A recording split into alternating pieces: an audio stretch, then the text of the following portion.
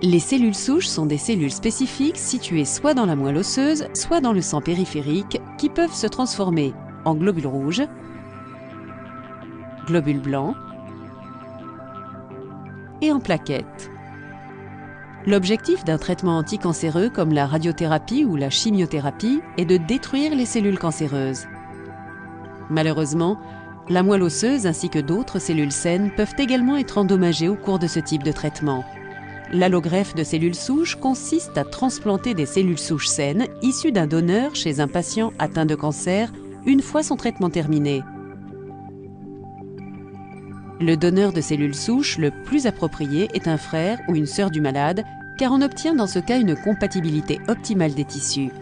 Le type de tissu est défini par une paire de marqueurs génétiques présents sur les globules blancs et appelés antigènes d'histocompatibilité. Chacun des membres d'une paire est hérité de la mère et du père de chaque individu.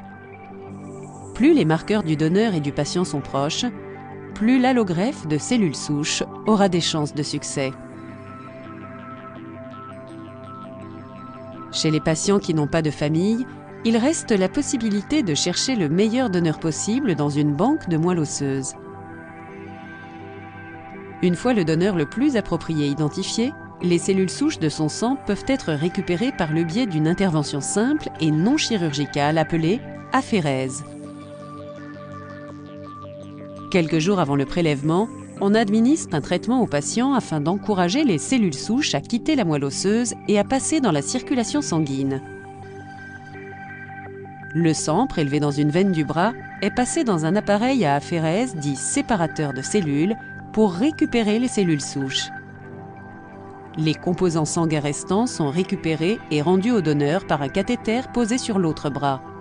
Les cellules souches sont ensuite réimplantées ou réinjectées par voie intraveineuse.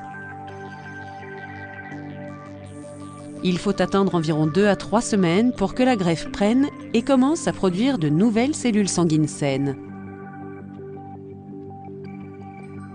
Une réaction, appelée réaction du greffon contre l'hôte, est possible lorsque les cellules du donneur sont reconnues par le corps du patient, l'hôte, comme des corps étrangers.